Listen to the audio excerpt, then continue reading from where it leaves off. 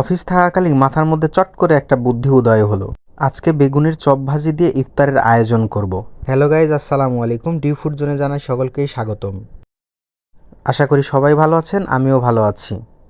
বেগুনের চপ ভাজির আয়োজন শুরু হয়ে গেল।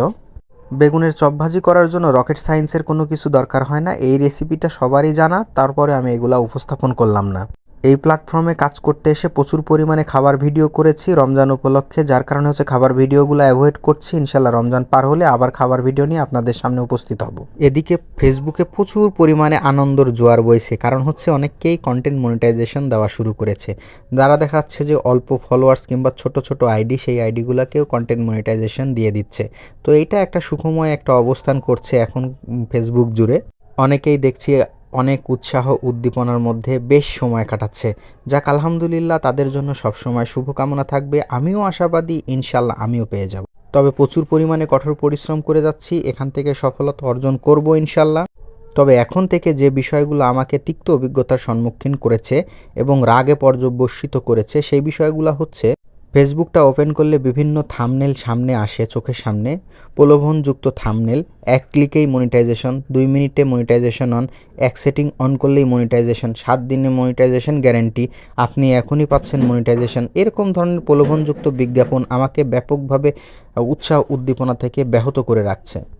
যারা এরকম ধরনের প্রলোভনযুক্ত বিজ্ঞাপন দিয়ে ভিডিও বানাচ্ছেন, তাদের উদ্দেশ্যে একটা কথা বলবো, এরকম করে হয়তো বা কিছু পরিমাণ ভিউজ আপনি পাবেন, কিন্তু আসলে যারা হচ্ছে অরিজিনাল কন্টেন্ট ক্রিয়েটার, তাদের কাছ থেকে আপনি কখনোই পজিটিভ কোনো কিছু আশা করবেন না।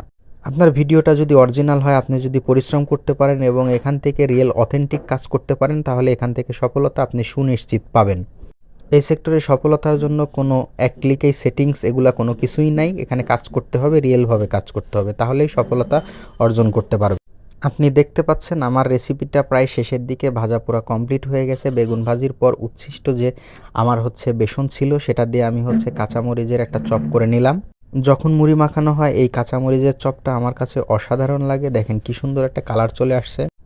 যে খাবারটা আমি রান্না করলাম, এই খাবারটা দিয়ে এবার হচ্ছে পোজ দেওয়ার পালা। আপনারা দেখতে পাচ্ছেন কি সুন্দর চমৎকার একটা কালার চলে আসছে, খুবই ভালো লাগছে দেখে, খেতেও অসাধারণ লাগবে। এবার পরিবেশনের পালা। পরিবেশটা খুবই সুন্দর করে সাজানো গুছানো আছে।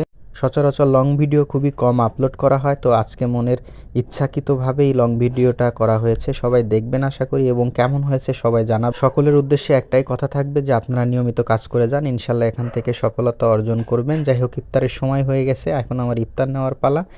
বেগুনিগুলা খেতে খুবই চমৎকার হয়েছিল। মুড়ির মধ্যে মিক্সড করে বেগুনিগুলা খাচ্ছিলাম, একদম স্বাদে ভরপুর ছিল। আপনারা সবাই ভালো থাকবেন, সুস্থ থাকবেন, ডিউ ফুড জোনের পাশে থাকবেন। আসসালামু আলাইকুম রহমতুল্লাহ।